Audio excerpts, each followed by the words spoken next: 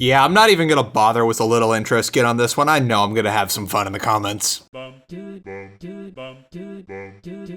Whether you love it, hate it, or just kind of weirded out by it, maybe indifferent, you can't deny that Undertale was a massive success. What started out as an overfunded Kickstarter that ended up being a year late turned into a smash hit game that even went toe-to-toe with Metal Gear Solid. Heck, it was so popular when it came out that when my fiance and I got ourselves a cat by a rescue, we had no hesitation in naming it Frisk.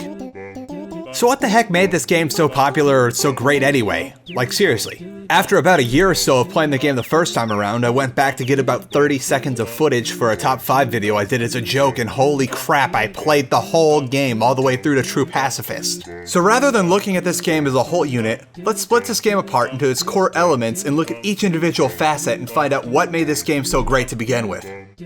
Exhibit A. The gameplay. Undertale takes place in an overworld that's very reminiscent of late 80s to mid 90s JRPGs. You press the interact button to glean little bits of information off objects in the overworld and examine things, pick up items, change your stats, etc., and then talking to people to learn about objectives or just what's going on around town. You'll quickly find your gamer instincts take over, or possibly operant conditioning coming into effect, as you find yourself compelled to click on everything and talk to everyone to find every little bit of information you can about the game as you go along. Each major area of the overworld has its own set of unique puzzles that you'll find yourself doing, and they seem to hit just the right spot where they're not so BS difficult that you find yourself spending hours on them, yet they're challenging enough to where your intelligence isn't insulted from them. A few of them are just taking the piss out of normal puzzles, and some of these puzzles you can even just skip if you don't feel like doing them or you feel like being a smartass of the characters, which I think is a nice touch. The similarity to the JRPGs ends though once we get to the combat, where normally a lot of those games fall flat because combat consists of just cycling through menus. Undertale decides that instead of just waiting for the enemy to attack to see how much damage they chip off in a wall of text, you actively dodge everything and you have to get really involved, otherwise just standing still will get you killed in a couple turns. And this never really gets old, as each individual monster has a unique attack pattern it uses during their phase. And then to address the big selling point that made this game unique, you can spare just about every monster in this game, bosses included, and some of them you don't even have to physically attack at all, you just act in a way that helps them realize that, maybe fighting is not the best idea. And this boils down to sorting out some deep-seated issues for some, just being interesting towards others, and then certain monsters you just go find the other monsters and you ditch that monster, cause fucking Jerry. The non-combat mode isn't gimped either by limitations from normal games, as all the items you pick up do have non-combat uses that end up being a benefit no matter what style you play in.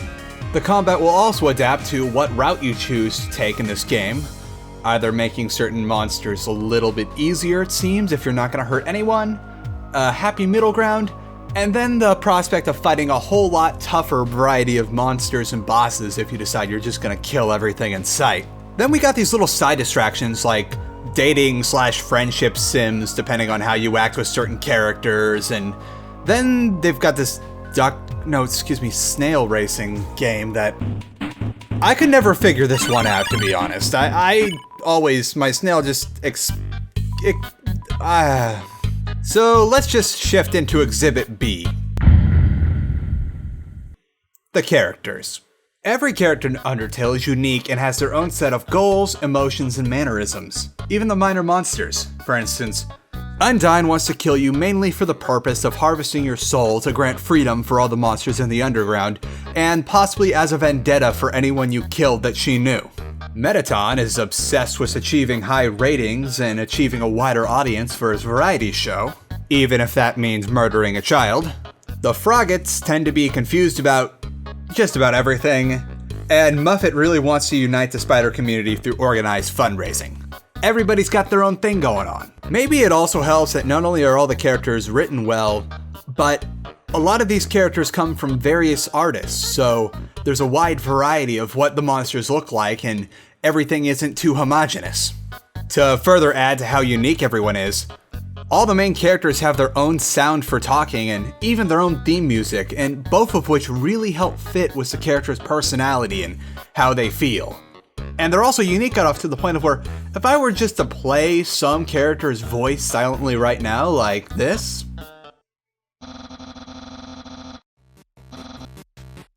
you can tell exactly who I'm talking about by the time I start fading in their theme music. These sounds do a great job of helping set the tone for the character and giving you an idea of their personality and even sometimes how they view things just by how intense or laid back the sounds associated with them are. The one major detractor I can think of when it comes to Undertale's diverse cast of characters you meet while you're going through the underground is a lot of them are extremely tropey, which isn't necessarily a bad thing because they're called tropes and not stereotypes when we're talking about this, but the gang's all here. We got the overly protective pseudo-maternal figure, we've got the lovable buffoon, we've got the extremely passionate combative one that can't seem to take it down a notch, the nerdy scientist with self-esteem issues. It's all just kind of tropey. The silver lining of this, though, is that in a lot of the story scenarios, these tropes are challenged or turned on their head.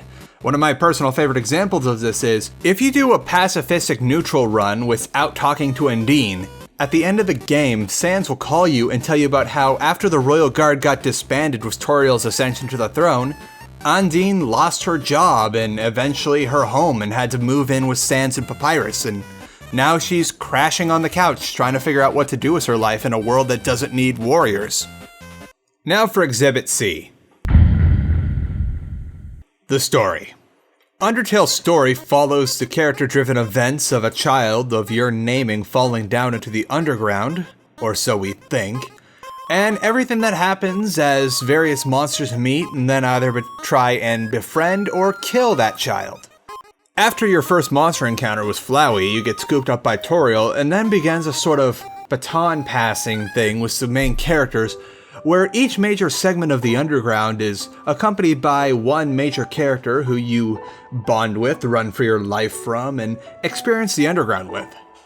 There's a few characters such as Sans who are with you the whole way, and eventually you get the feeling from what you learn from Sans or, say, Dr. Alphys, that there is a whole lot more going on in the world of the underground than just what you're perceiving, but you're not going to see it just yet because you're the center of the story. As you go about the main story arc with the characters, you're treated to various side characters and fun little dates that tell you that you're in a big world that has literally all the non-human sapient creatures stuffed in it. And thanks to a wide array of variations that can happen playthrough to playthrough, featuring what range from various minor encounters and bits of flavor text with monsters to an unused character that's got some really mysterious stuff going on around him, the game manages to keep things fresh playthrough to playthrough. You don't even bat an eyelash when you have to play the whole story again to get what is supposedly the true ending, because there's just so many variant paths that you can take while playing this story. Just take a second to look at this little web I laid out in about 30 seconds so you get an idea of how crazy it is. It really helps the replay value too that even during the extremely dark genocide run, the game never takes itself too seriously, and there's a lot of little moments along the way where things are kind of a joke, including whatever the heck that was. The story even accounts for players needing to massively press the skip button out of impulse by putting a few segments in there that you're supposed to just mash the button until it's all gone, because that's what you always do when you're talking about anime with someone, you just make it stop. Let's round things out with Exhibit D.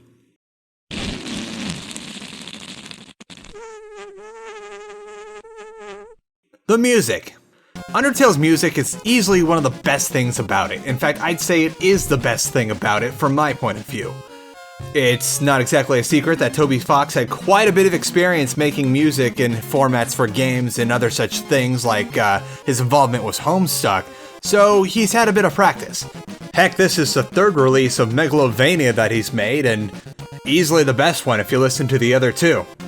There isn't a single piece of music in this game that feels out of place anywhere that it's played, and oftentimes in battles you'll find yourself moving to the beat. Every last piece of music in this game is unique, original, and fits the tone of where it's set perfectly.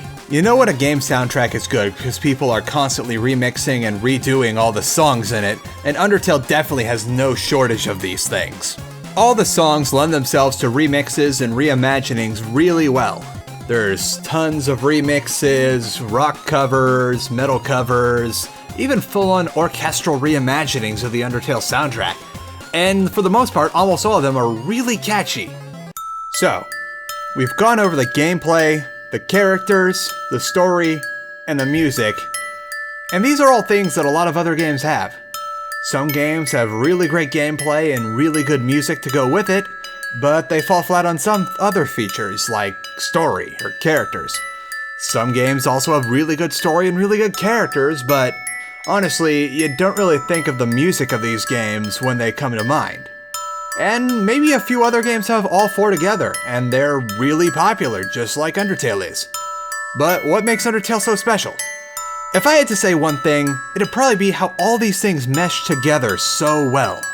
The gameplay and the story balance each other out and are nearly seamless in their stopping and starting.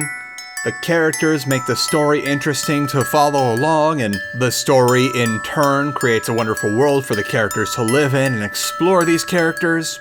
And the music just fits well with everything and sets a great tone throughout. So if you really need a simple answer that can be summed up in one sentence about what made Undertale so special to begin with, I guess we could say, it was the fact that it had all those neat dogs in it.